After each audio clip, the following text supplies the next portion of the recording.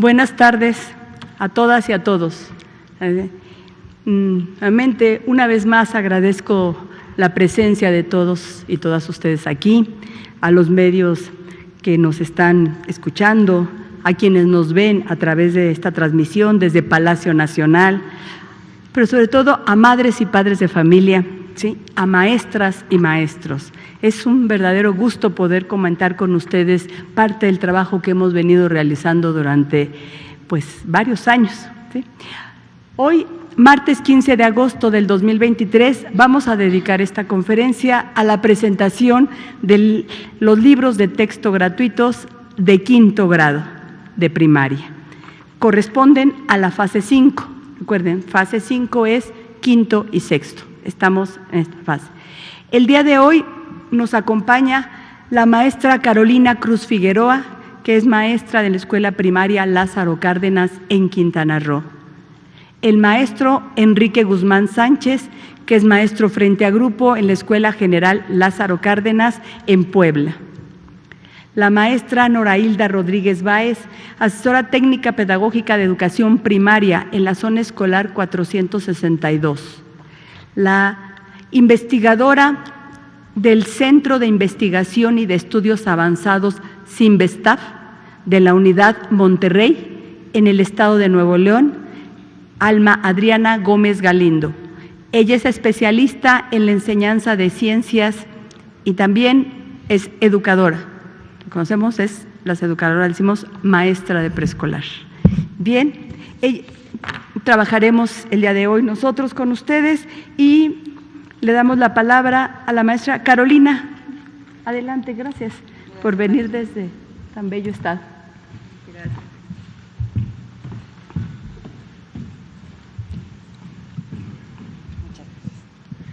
Bien, pues buenas tardes a todos. Como ya me presentó la secretaria, soy la maestra Carolina Cruz Figueroa, vengo desde la ciudad de Chetumal, Quintana Roo, y pues me corresponde presentarles la nueva familia de libros de texto gratuito, en este caso, quinto grado. Antes que comencemos con la presentación, agradezco de verdad, maestra, la invitación, agradezco que nos hayan tomado en cuenta nosotros como docentes el haber participado en la elaboración de los proyectos, en la elaboración de estos libros de texto, que en verdad están hechos con el corazón, están hechos con ciencia y con conciencia. Entonces, vamos a iniciar. El primer libro que les voy a presentar se llama El libro sin recetas. Este libro nos presenta una serie de textos que van yo le llamo, si me puede poner la siguiente diapositiva, por favor. Yo le llamo que nos muestra teoría revolucionaria, sin afán de tomar esta palabra revolucionaria como algo bélico, algo de conflicto. ¿Qué va a revolucionar este libro? Va a revolucionar nuestras ideas, va a revolucionar nuestra forma de ver quizá ya nuestra práctica docente.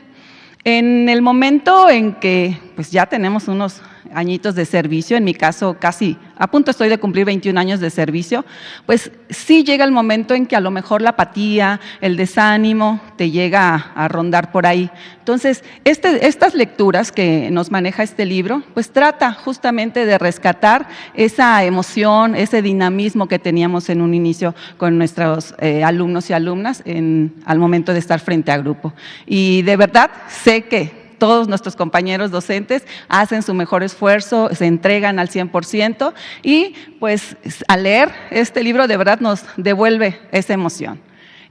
Aporta elementos pedagógicos, conceptuales y metodológicos en la manera en que nos va a apoyar en la forma de entender el por qué trabajar por proyectos, qué elementos debemos tomar en cuenta.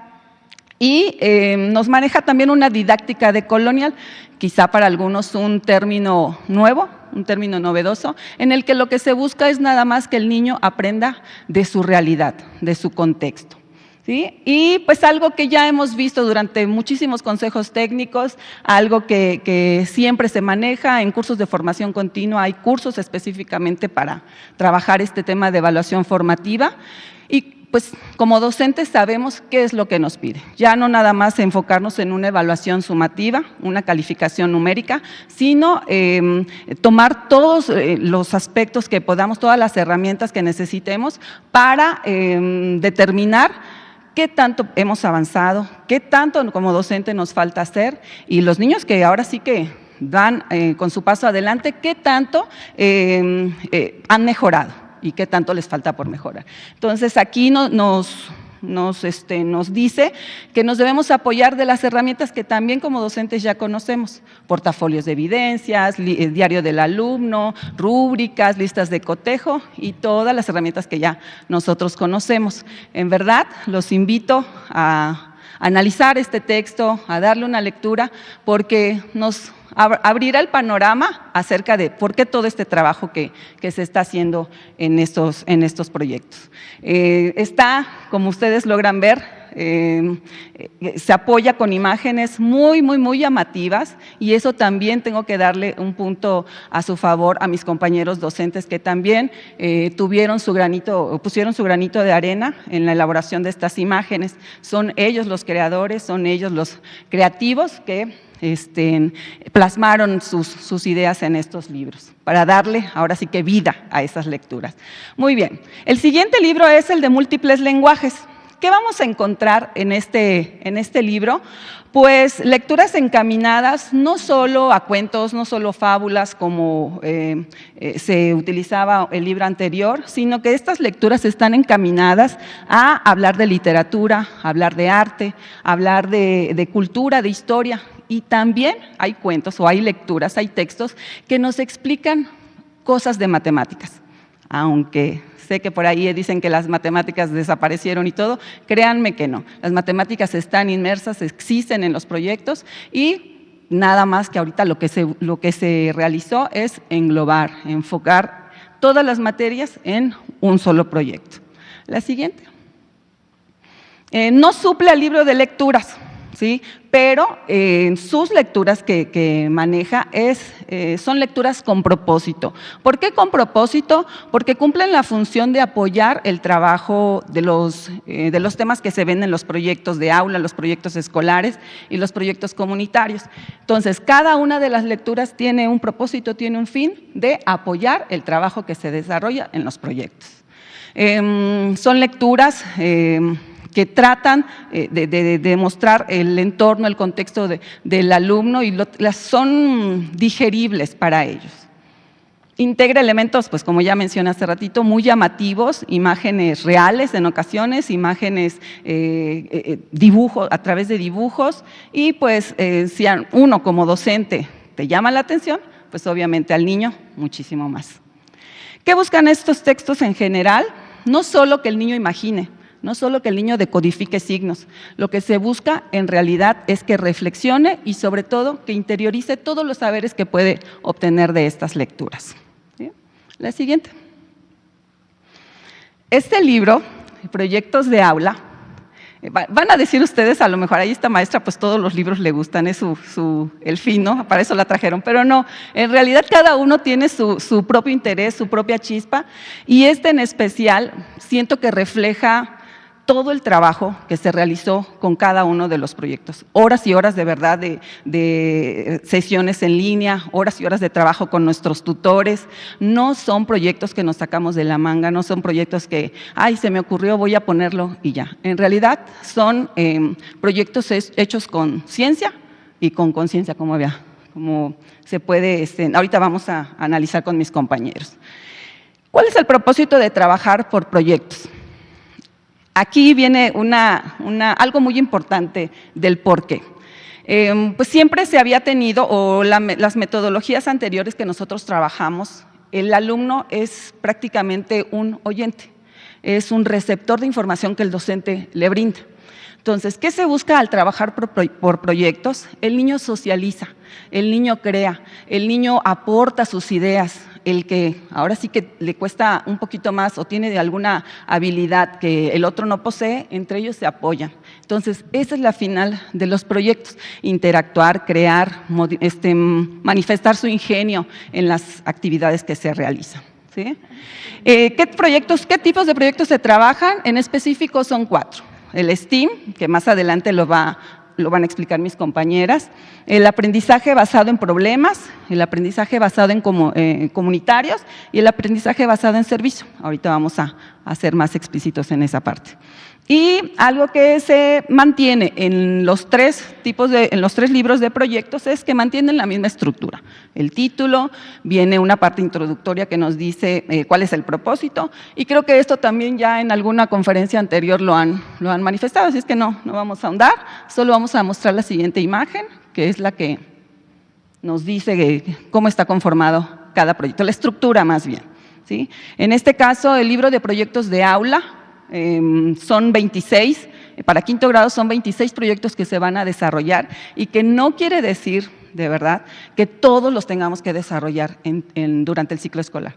El maestro, de acuerdo a su contexto, de acuerdo a sus necesidades, de acuerdo a sus vivencias con su grupo, puede seleccionar cuáles proyectos son más prudentes de llevar a cabo y cuál igual y no, ¿sí? Entonces, de verdad que también se agradece la libertad que nos dan a nosotros como docentes de elegir y seleccionar por prioridad en cuanto a mi contexto áulico, cuál elegir y cuál trabajar. La siguiente. En cuanto a los proyectos escolares, ¿qué se busca? Ya el niño desarrolló su trabajo dentro del aula, ya el niño posee habilidades, a lo mejor se me ocurre, ¿no?, de explicarle a sus compañeros, de tener esa seguridad de hablar frente a sus compañeros. Ok, ya se tiene todo el trabajo dentro del aula. Ahora, ¿qué sigue? Pues plantear diversas situaciones a través de estos proyectos, pero ahora a nivel escuela. ¿Sí? Que también nuestro trabajo que se está realizando dentro del aula se exprese a los demás compañeros de los diferentes grados. ¿Sí? Cuando tú al niño, es tan simple actividad que le dices, vamos a hacer una lectura de X tema, pero lo vamos a hacer fuera del aula, nos vamos a ir al patio de la escuela. O sea, la actitud de los niños es, o sea, se ponen felices por el hecho de salir del salón. ¿Sí? Entonces, ¿qué se busca con estos proyectos escolares?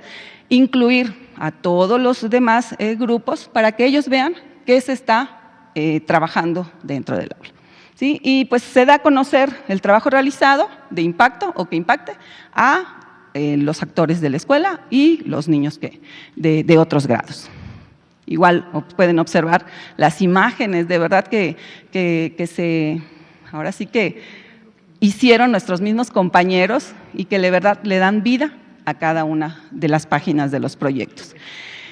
Proyectos comunitarios, ¿de qué se trata esta parte de proyectos comunitarios? Pues ahora sí que es continuidad de los otros 2 libros. Ya trabajamos en el aula, ya trabajamos en nuestra escuela, ¿qué es lo que falta? Proyectarnos hacia la comunidad.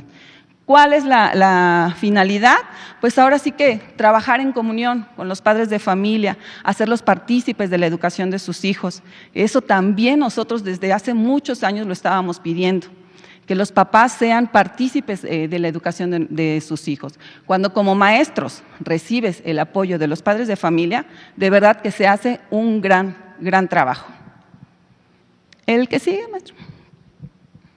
En cuanto a los proyectos comunitarios, son 27 proyectos que se pueden desarrollar a lo largo de todo el ciclo escolar, es de los más extensos y pues al trabajar ahora sí que en comunidad, pues se ponen en juego la colaboración, la empatía, el apoyo, entre otras, pero más que nada se da un aprendizaje en colectivo. Cuando los niños igual tú trabajas con ellos en el aula, trabajas con ellos en la escuela y llegan a casa y mamá, vi el tema de la radio, nos llevaron a la radio a ver cómo se hace un programa. Cuando llegan a casa y lo exponen, a los papás también les llama la atención, ay, pues yo tuve la oportunidad o no tuve la oportunidad de acudir, ¿no? O qué padre que tú lo estás haciendo. Entonces ahí se da el aprendizaje en comunidad. ¿La que sigue? Este libro, otra vez, también es muy importante en el trabajo dentro del aula, nuestros saberes. ¿Qué vamos a encontrar ahí? Bueno, me atreví a denominarle diccionario portátil o glosario móvil, porque aparte de que no solo es para los maestros ni para los niños, también es para los padres de familia. ¿Y qué encontramos en este libro? Pues más que nada la definición de algunas palabras, la definición de algunas ideas, y no solo trabaja las asignaturas, temas de diferentes asignaturas, sino tiene información de todos los campos formativos. Aquí se manejan 3 momentos o 3 partes para los cuales está enfocado. En este caso, para el alumno, está la sección de exploremos, para los maestros está la sección de profundicemos, y para los padres de familia, que esta vez también los vamos a poner a trabajar desde el aula, padres de familia, situaciones para aprender en familia. Entonces, ya no va a haber quizá el pretexto de, maestra, no hice la tarea porque se me fue el internet, o maestra, no hice la tarea porque la biblioteca está muy lejos. Entonces, aquí ya tienen una herramienta de la que se pueden apoyar para hacer sus investigaciones de los temas que se trabajan en el aula. ¿La que sigue? Este es su índice, de los más grandes, de los más amplios que se puedan ver en todos los demás libros. Pues justamente porque pues, podríamos decir que es el glosario, ¿no? La siguiente. Y pues un libro ahora sí que no novedoso podemos decir, pero sí llamativo, es el de Cartografía de México y el Mundo. Sí, es muy similar a lo que trabajábamos nosotros con el Atlas de México.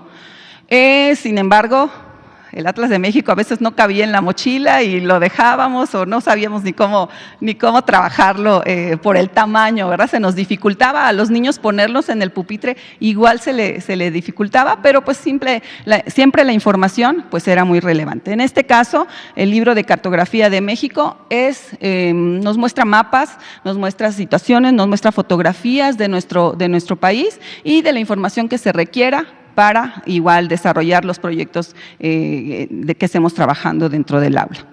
Y hasta aquí, termino, maestra. Le damos la palabra al maestro Enrique Guzmán Sánchez. Gracias, maestra. Adelante. Gracias, maestra Leti. Estimadas familias, padres, madres de familia y niños que estén en casa, manos arriba, manos abajo. Es un maestro de grupo, maestros de grupo que estamos elaborando estos libros de texto. No somos marcianos, no venimos de otro planeta. Somos los maestros que diariamente están con sus niñas, con sus niños, jugando, aprendiendo, cantando, marinero que se fue a la mar y mar y mar. Eso es lo que hacemos. Y ahora la democracia circular que la nueva escuela mexicana nos generó, pues afortunadamente pudimos participar en la elaboración de los libros de texto gratuitos. A partir de una convocatoria, fueron 4 convocatorias, en la primero, segundo, después hubo convocatoria para ilustradores, para evaluadores y bueno, tercero, cuarto, quinto y sexto en la que participamos. Los momentos de la estructura didáctica, ¿qué es esto? Es sistematizar, es organizar, ordenar los aprendizajes, la forma en que vamos a compartir el aprendizaje, a generarlo, ¿sí?, con sus hijas e hijos. Esta es la manera. No es al azar, no es una imaginación. Tiene un sistema y tiene una sistematización que nos va llevando paso a pasito para construir ese aprendizaje. Bien, esto es lo que van a aprender sus hijos. Este documento es para los maestros, pero se los voy a decir así bien fácil, padres de familia, pues van a aprender a poner puntos y aparte, suspensivos, adjetivos, adverbios en este proyecto. Pero además, lo más importante, a comunicarse entre compañeros, en escuela, entre familias, en el contexto áulico. Van a movilizar la lengua. Van a movilizar sus saberes comunicativos. Bueno, pues resulta que estábamos en pandemia cuando llegó una niña en clases virtuales y me dice, maestro, yo tengo mucho miedo porque se abrió un socavón. en Puebla, y tengo mucho miedo porque a lo mejor se abre aquí en Jalapa, donde en la Escuela Constitución estaba yo trabajando como maestro en una escuela tridocente y era director comisionado. Y entonces la niña muy espantada me dijo: maestro, yo tengo miedo de que se abra un socavón. ¿Qué va a pasar si se abre? ¿Qué es un socavón, hija? Mi papá me dijo que es un hoyo que se abre en la tierra, porque lo vimos en las noticias. Y después mi papá pues, nos llevó, sacó el celular y se puso a investigar. Y dice ahí que es por la extracción exacerbada o exagerada de que sacaron mucha agua y entonces se cayó a la tierra. La intención didáctica no la hice yo, la propuso mi alumna. Mi alumna Larisa, que decía el sobacón, ja, ja, ja, ja, ja, ja. Esa alegría, ese entusiasmo de los niños es la intención didáctica. Bien, y pues si lo que les acabé de comentar es una problemática situada, el contexto. Y decían mis alumnos: oiga maestro, pero aquí en Jalapa ya hay tandeos. Ya hay tandeos porque hay 2 días agua y 2 días no, etcétera. Y le digo a los niños: oigan, ¿y así será en todo el país? ¿O habrá un lugar donde haya mucha agua? Pues en la costa, maestro, allá en Veracruz, ahí hay mucha agua, pero no la podemos beber. ¿Para qué será esa agua? Ahí la del socavón, la que están ustedes diciendo de sus ríos, lagos. ¿Saben qué es una meyal? No, maestro, empezamos a trabajar a partir de la problematización del contexto, de las preguntas: ¿por qué? ¿Para qué? ¿De qué? ¿Qué pasa? ¿Qué me está pasando en la tierra? ¿Qué está pasando con el agua? ¿Habrá más agua adelante? Todas esas preguntas son a partir de los niños. La generación de este proyecto es a partir de las preguntas de los niños. Bien, identificamos los saberes previos, pues los niños saben muchas cosas. ¿Por qué? Pues porque platican con mamá, papá, el tío, hasta con el perico y con el perro, ¿no? Ahora andan con el perrito y andan hablando ahí los niños. Bueno, esa es parte de esa movilización de los aprendizajes. Los niños tienen muchos saberes. Nosotros tenemos la sistematización, pero ellos entonces en esta fuente dijeron, se les pone un producto, una lectura y empiezan a buscar palabras. ¿En dónde? En el diccionario, en el internet, en la biblioteca escolar, en la biblioteca de aula. Es nuevamente la movilización hacia el aprendizaje. Planificamos. Se da respuesta a las preguntas que la problemática planteada generó. Y entonces empezamos con el pensamiento crítico, que más adelante nos van a explicar qué es eso. Pensamiento crítico parecen 2 palabras muy sencillas, pero verdaderamente es el centro de la didáctica en el aula. Vayamos y volvamos. Aquí tenemos a un pajcha y un maccha. ¿Sí? En mazateco, abuelo, abuela. El proyecto inicialmente se llamó Nandá, madre agua, madrecita agua. Entonces, el momento importante de que las familias son parte del aprendizaje. Papás, mamás que me están escuchando, es aquí a donde el trabajo que hacen con sus hijos ayuda muchísimo a la generación, a la construcción del aprendizaje. Sus hijos cuando platican con ustedes, platican con el abuelito: uy, no, yo me acuerdo que antes sí había un río aquí, pero después se secó porque llegaron muchas fábricas, pero hubo trabajo. Y esa problematización la hacen los niños, la hacen ustedes desde casa. Y eso es importante porque los que la recuperan somos nosotros para generar el aprendizaje. ¿Ya ven? Qué bonito, ¿verdad?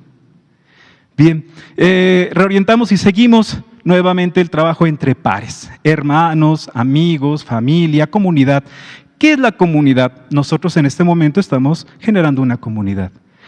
El aula es una comunidad, la familia, por supuesto, los amiguitos de primero A, primero B, primero C, la escuela es una comunidad. Van a generar esas preguntas ahora con sus demás compañeros, van a aprender otras cosas. ¿Qué dice tú? Oye, pero mi papá dice que el socavón es porque faltó arena. ¿Es verdad? Bueno, vamos a buscar, porque nosotros ya empezamos a buscar en la biblioteca, en los libros, y en el libro dice que es porque falta agua en los mantos acuíferos. ¿Sí? Nuevamente, ¿quién está haciendo ese trabajo?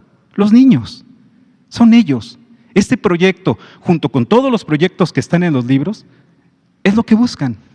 No se espanten, papás, confíen en nosotros. Reorientamos y seguimos. Importante, estamos en lenguajes, ¿verdad? Pero uno de los ejercicios fue, vamos a sacar una cubeta y vas a ponerla debajo de la regadera y vas a medir cuánta agua cae en esa cubeta. Vas a ver cuánta agua cae en esa cubeta. Eso nos generó la oportunidad de la vinculación con matemáticas. ¿Qué vimos? Capacidad.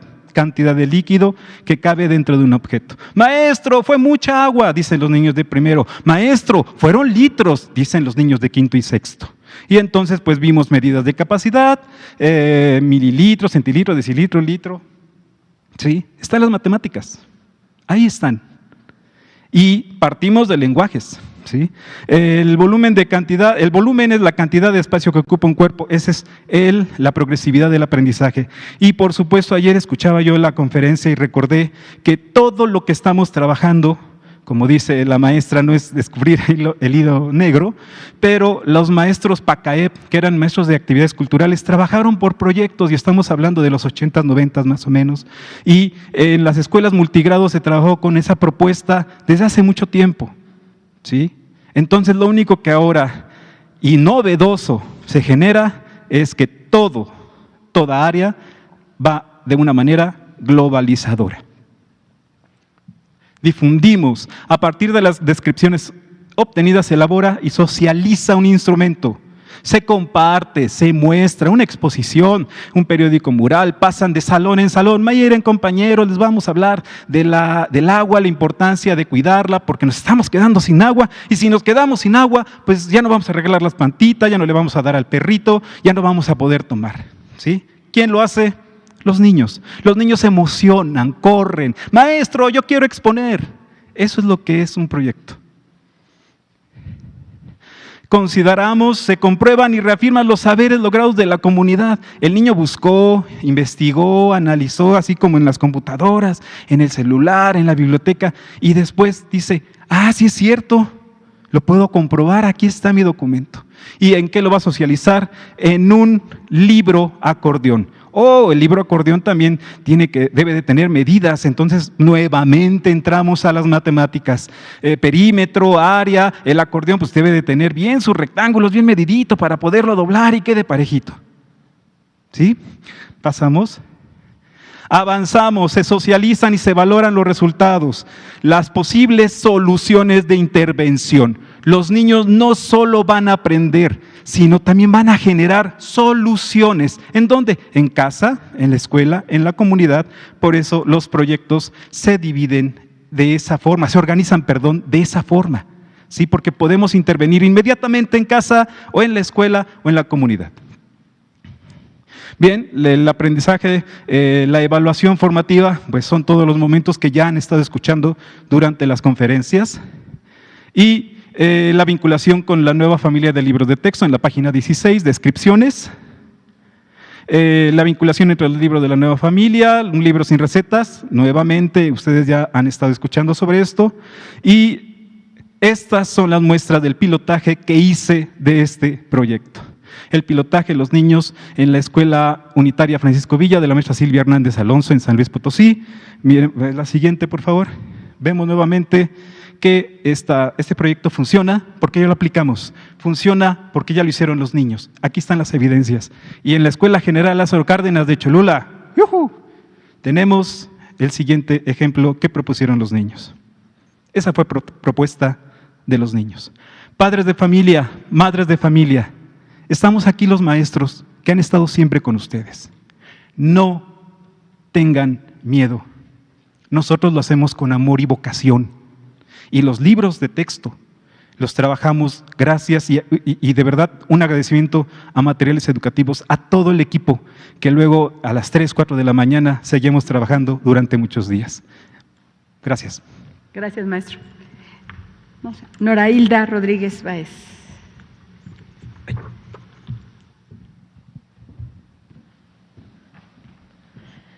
Bueno, pues seguimos con la secuencia. Quiero comentarles que este equipo de trabajo que ven ustedes acá, porque bueno, la Secretaría de Educación hizo equipo con nosotros, ¿no? En esta horizontalidad.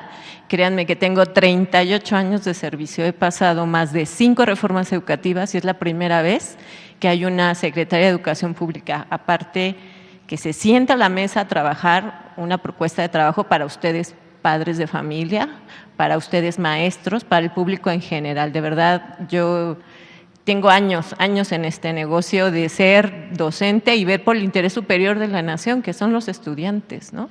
Entonces, me dirijo a ustedes, padres de familia, que muchos de ellos fueron mis alumnos en su momento, no hagan cuentas, por favor, no hagan cuentas.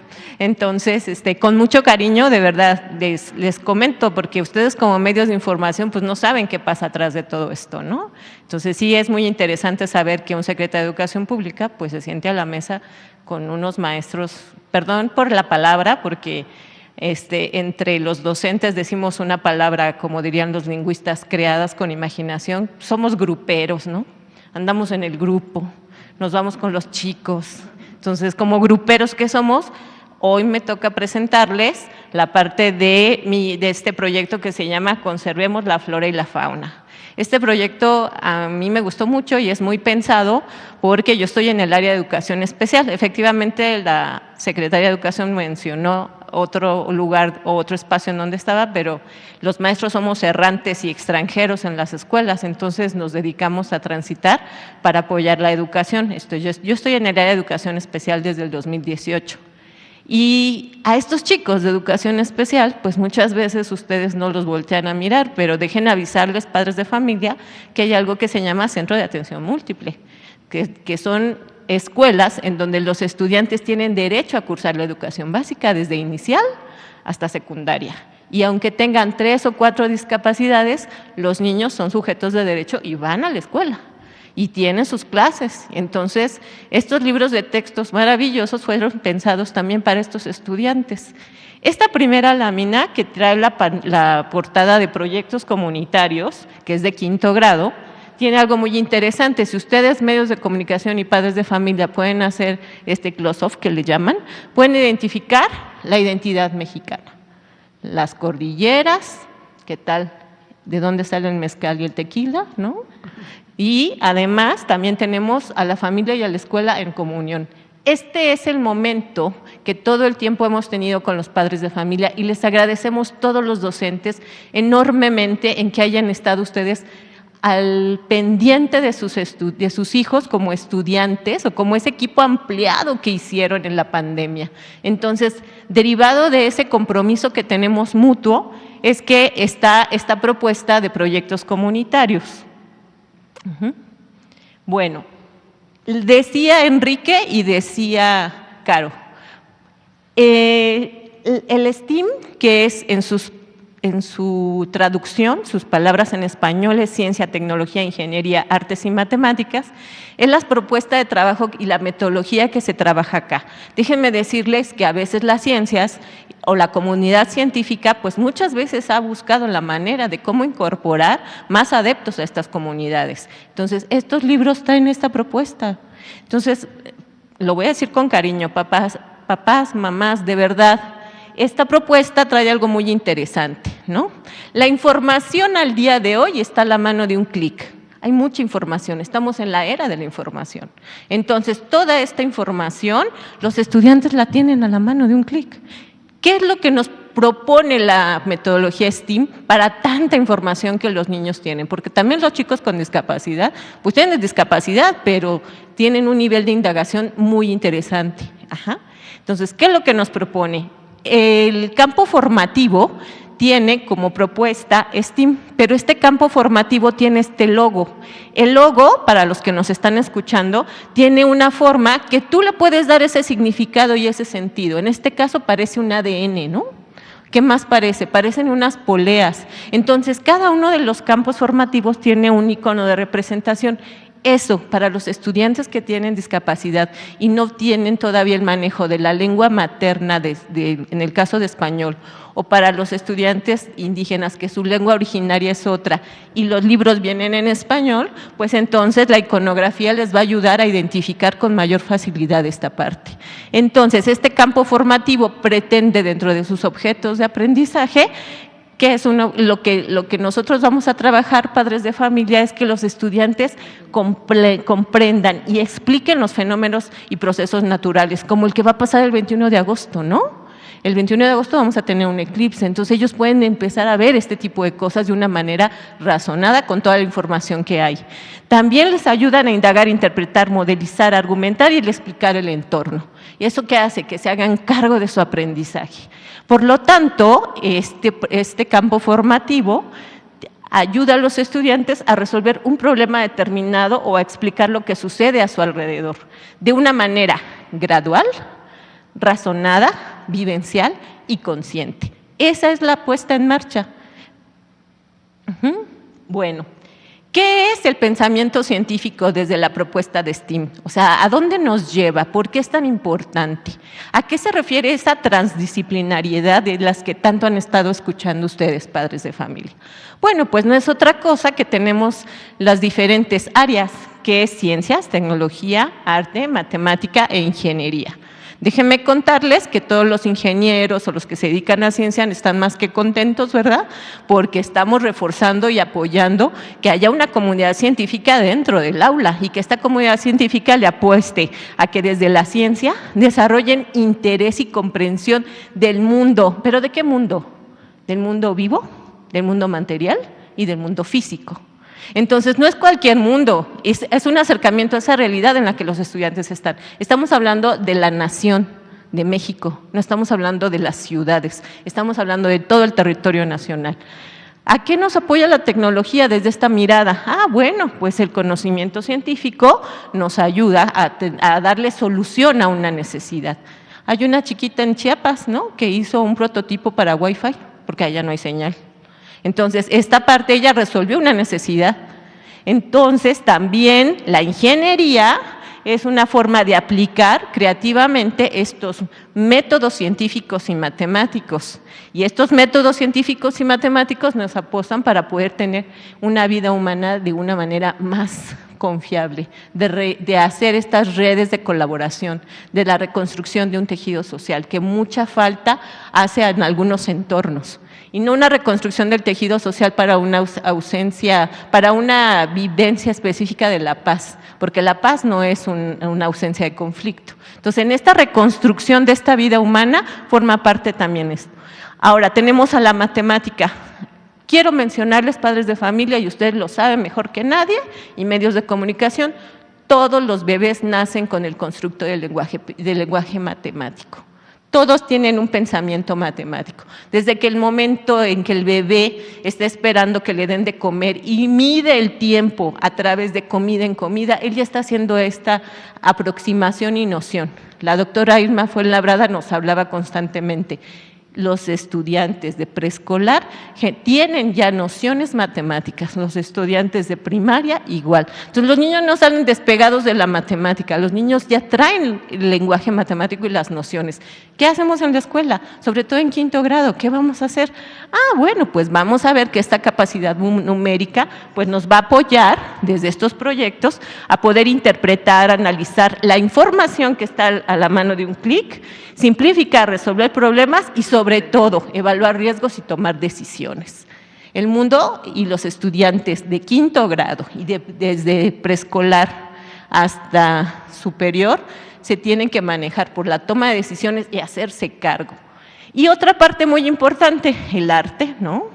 ¿Qué nos da el arte? Bueno, pues el arte nos hace esta parte del refinamiento del sistema sensorial y perceptivo y además hace que tengamos el cultivo de la capacidad de imaginación. Yo no soy experta en arte, pero cualquier persona que es experta en arte te dice, ¿no?, que bueno, una parte del arte es esa representación y para tener una representación de lo que ellos están imaginando y creando, te ayuda toda esta parte sensorial y de percepción.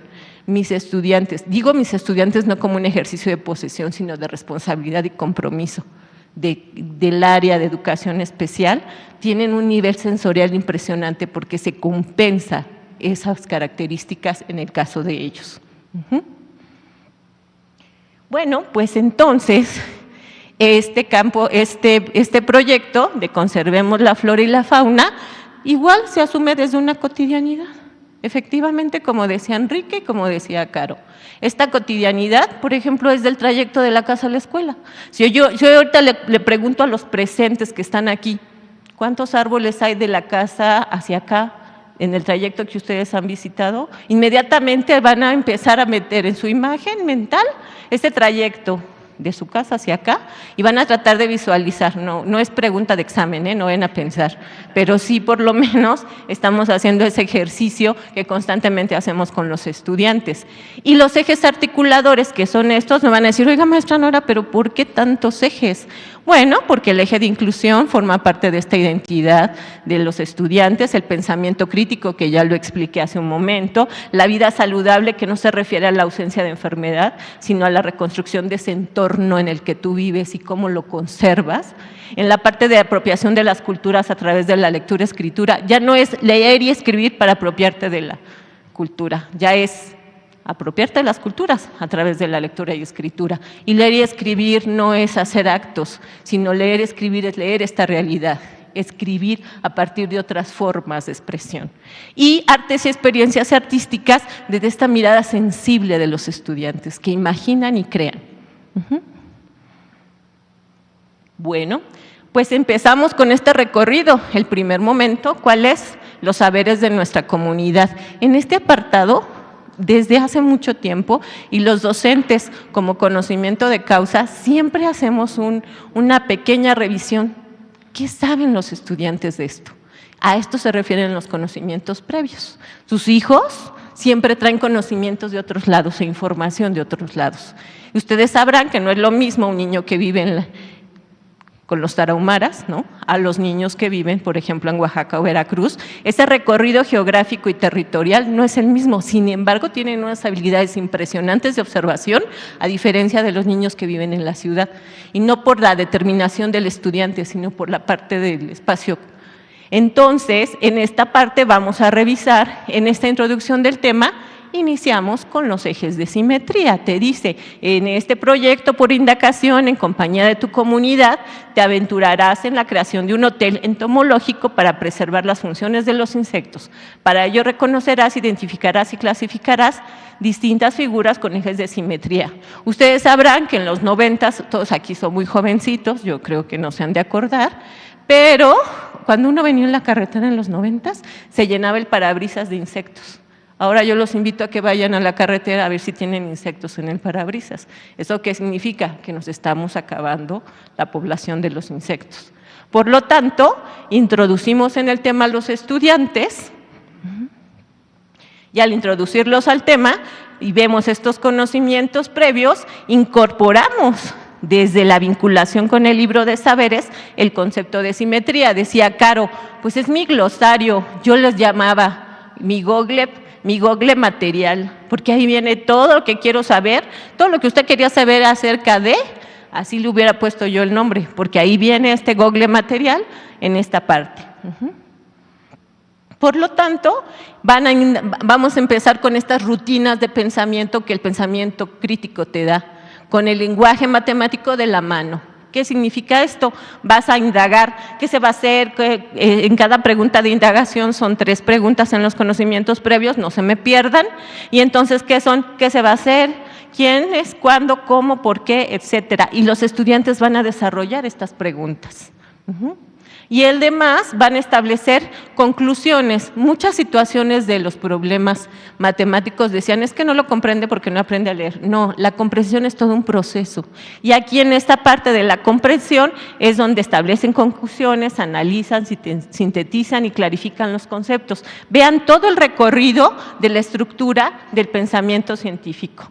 Y por último, socializamos y aplicamos. La interacción dialógica desde el pensamiento científico Para construir saberes se requiere de una socialización.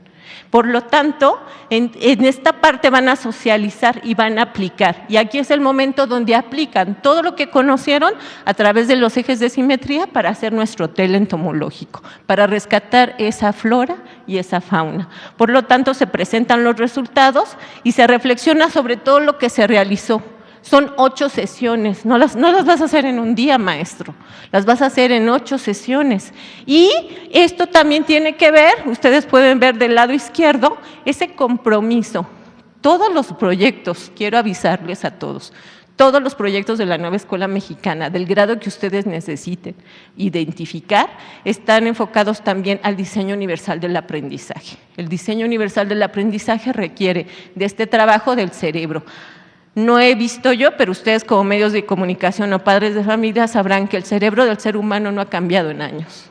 Entonces, no nos ha salido otro hemisferio, tampoco nos ha salido otra parte de un hueso por acá, el cerebro es el mismo. Y la neurocognición, en el caso del diseño universal, está plasmado acá. Por lo tanto, el proyecto se vincula directamente con esta lección, ¿no? Para papás, para niños y para los profesores, en este libro que ya les presentó Caro. Y hay otro libro que ya les presentó Enrique, que es el de múltiples lenguajes, donde hay una comunicación por pictogramas. Algunos estudiantes de los centros de atención múltiple, por su condición, no pueden accesar a un lenguaje normado, que es un lenguaje normal, el que nos exige el comunicarnos unos con otros, el leer y escribir. A los de educación especial a veces nos dicen, ay, aquí te traigo a este niño porque no leía y escribía, entonces no le puedo enseñar. Los proyectos ya no van a tener esa situación porque los tipos de lenguajes que se trabajan acá son todos aquellos lenguajes con los que pueden acceder al conocimiento, ¿de acuerdo? Por ejemplo, este es un ejemplo de pictogramas. Los pictogramas los utilizamos en educación especial para hacer tableros de comunicación y ya vienen en los libros. Tal parece, y voy a decirlo muy egoístamente, que la Nueva Escuela Mexicana estuvo pensado para mis estudiantes de camp, para mis estudiantes que son de esas poblaciones de niños migrantes de población flotante, para mis estudiantes de lengua indígena, porque los estudiantes de lengua indígena pues traen su lengua originaria y a veces no accesan al español tan rápido, o para mis estudiantes autistas que no tienen otra forma de comunicarse más que a través de este medio. Perdón, lo digo muy egoístamente, pero lo digo en nombre de todos mis estudiantes con discapacidad. Gracias. Muchas gracias. Gracias, padres de familia, por esta oportunidad, de verdad. Y yo les agradezco sobre todo a los libros de texto y a todos los que colaboraron en esto para que se hiciera posible que pudieran hacer estos libros que, aunque no parecen, son totalmente incluyentes y que tienen un diseño universal excelente. Si tienen alguna duda, acérquense a su maestro de confianza o acérquense a su maestro especialista de confianza y analicen con ellos los libros de texto. Nosotros no podemos parar la educación, tenemos que atender a los estudiantes porque es el interés superior. Muchísimas gracias. Gracias, maestra. Le vamos a dar la palabra a Alma Adriana, investigadora del CIMBESTAF, por favor. Gracias, buenas tardes.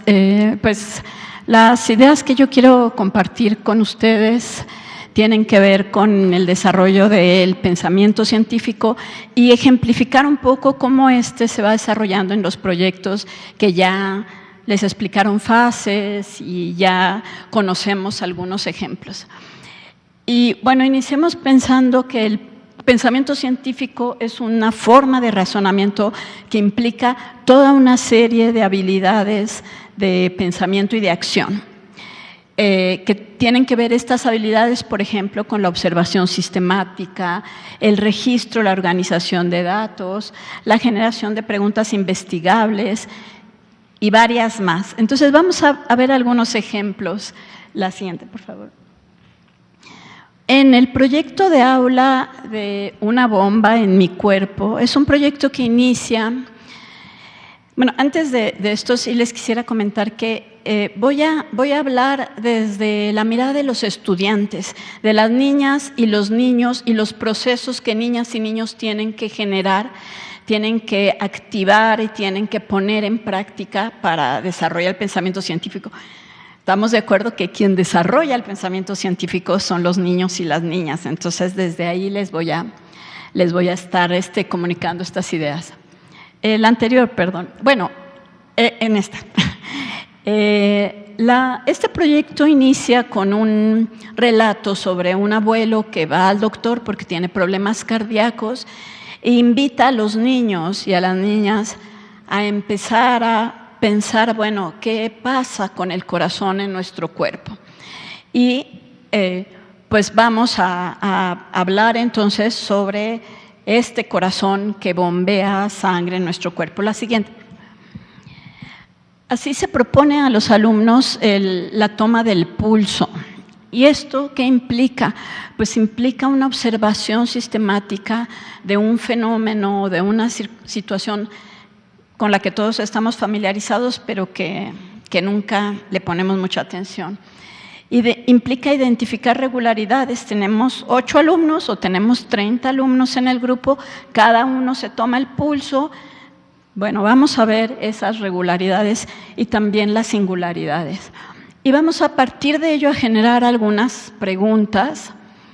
Entonces, esto es muy interesante porque una de las cosas que vamos haciendo es problematizar la realidad. La realidad, nuestra cotidianidad, normalmente no la problematizamos, la vivimos.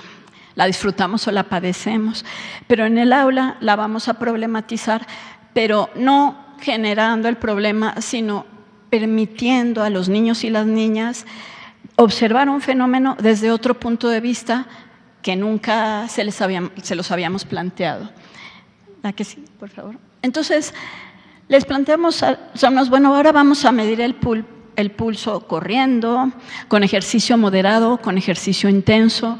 Vamos podemos hacer gráficas, podemos hacer progresiones, ver tendencias y entonces volvemos a desarrollar habilidades de pensamiento científico.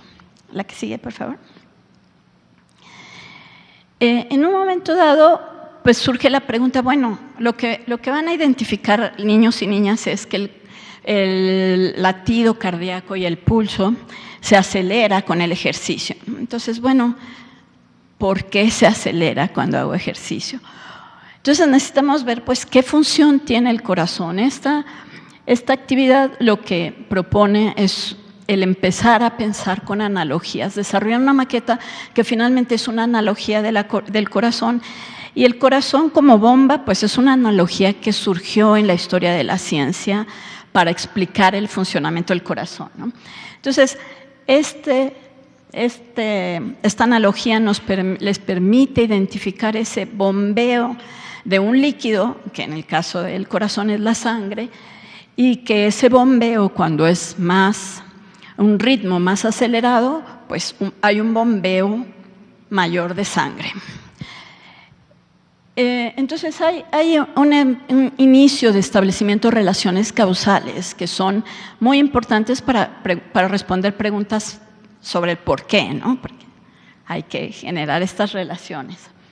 Pero al mismo tiempo generamos nuevas preguntas. Cabe señalar que en el libro de nuestros saberes se propone otra analogía asociada al diafragma y a los pulmones. Entonces, no es esta la única, y yo reconozco, he trabajado mucho con profes que trabajamos muchísimo las analogías en el aula, no solo esta, sino muchísimas más. Entonces surge otra pregunta, bueno, ¿por qué necesitamos bombear más sangre al cuerpo cuando hacemos ejercicio? Entonces vamos complejizando y entonces integremos la multicausalidad. Ya no nada más hay una causa para un efecto, sino hay varias causas y esto abona al pensamiento complejo. Solemos tener un pensamiento lineal, unidireccional, y el pensamiento complejo implica pensar que hay varias causas para un efecto, o que hay varios efectos de una causa, que hay reversibilidad. Todo este tipo de cosas se asocian al pensamiento complejo. Entonces empezamos a ver esta multicausalidad porque resulta que también el sistema respiratorio, esta cuestión de inhalar, exhalar, se acelera cuando hacemos ejercicio. Esta imagen de mi lado izquierdo viene en el libro de nuestros saberes y establece esa relación entre sistema circulatorio y sistema respiratorio. La cuestión es empezarnos a preguntar, bueno, ¿por qué se acelera también el sistema respiratorio? La que sigue, por favor. Esto también nos da pie pues, a empezar a trabajar la sistematización y la representación con otros lenguajes, como el lenguaje matemático, la formalización y hay la representación también de la información. ¿Por qué la necesitamos? Pues para entender más esas relaciones, para entender mejor esa multicausalidad y para después transferirlo a otros problemas.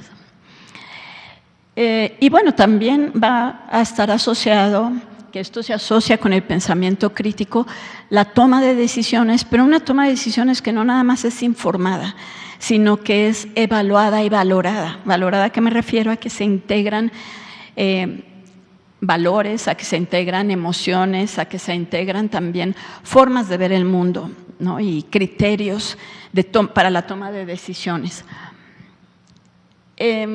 Para cerrar porque vamos a ver otro ejemplo rápidamente, para cerrar este ejemplo de el corazón como una bomba, pues construimos finalmente los niños y las niñas construyen finalmente la idea asociada a la demanda de energía cuando hacemos ejercicio. Necesitamos un oxígeno y por ahí viene más información, ya no se las presenté. Necesitamos que el oxígeno llegue a todas las células de nuestro cuerpo porque en las células es donde se produce la energía y esa energía es la que necesitamos para hacer ejercicio.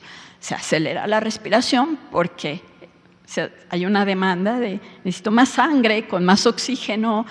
Y entonces se van, al final del proyecto también se habla sobre cuestiones asociadas a la importancia de hacer ejercicio, de llevar una vida saludable, etc. Un proyecto comunitario, les comento, porque los diferentes proyectos insisten, por decirlo así, en el desarrollo de algunas habilidades, pero también nos presentan otras. Este proyecto comunitario es sobre el agua, ¿no? Se asocia con el que nos presentó el profesor Enrique, que es un proyecto de aula, este es un proyecto comunitario. La que sigue. Una de las cosas que ya comentaban es este reconocimiento por parte de niños y niñas de su propio punto de partida. Esto es importante porque para desarrollar procesos de metacognición y de aprender para el futuro, necesitamos reconocer qué sé, qué no sé, después qué aprendí, cómo lo aprendí, qué estrategias utilicé para aprenderlo. Todas esas son habilidades metacognitivas que permiten regular el propio proceso de aprendizaje y aprender, ¿no? Aprender a aplicarlo más adelante. Regulación del tiempo, identificación de esfuerzos para aprender algo, toda esa serie de cosas tienen que ver con la metacognición.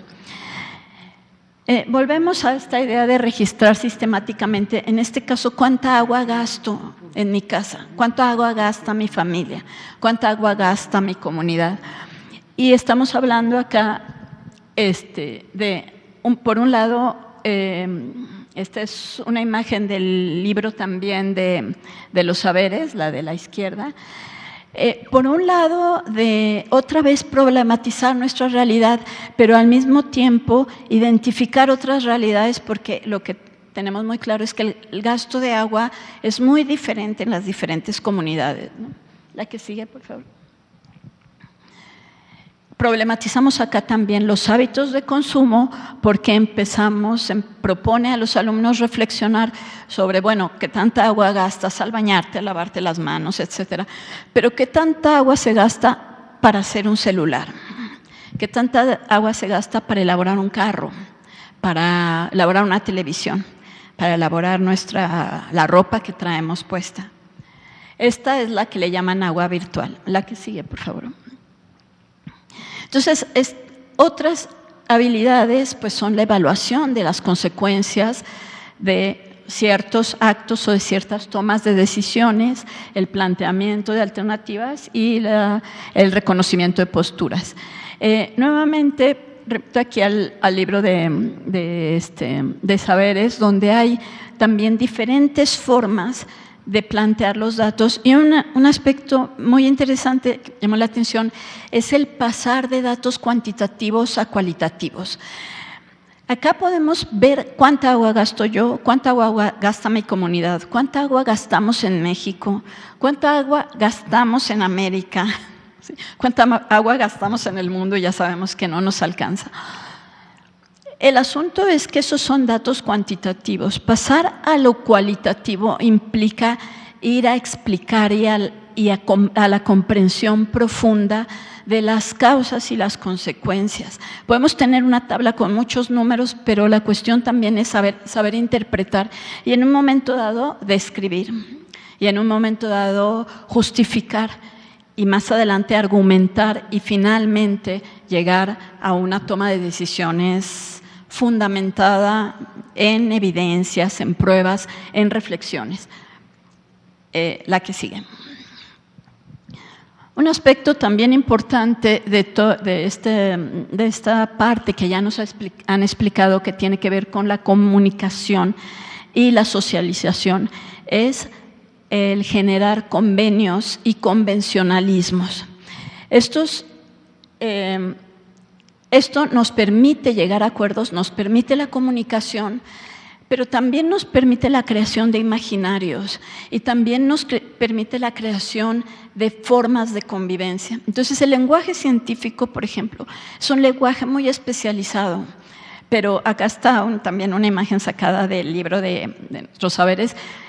Pues esto desde todas las épocas hemos tenido que generar convencionalismos. Aquí hay un montón de convencionalismos, que sabemos que ustedes sentados allá, nosotros sentados acá, todos bien calladitos mientras yo hablo. Sí, que se generan culturas, porque se generan símbolos y significados. Y esto pues se hace, también es parte de lograr un desarrollo del pensamiento científico, el desarrollo del pensamiento crítico, el identificar que hemos llegado al acuerdo como sociedad de llamarle así, o hemos llegado al acuerdo de que sea así. No es que así sea la realidad, llegamos al acuerdo de que es así.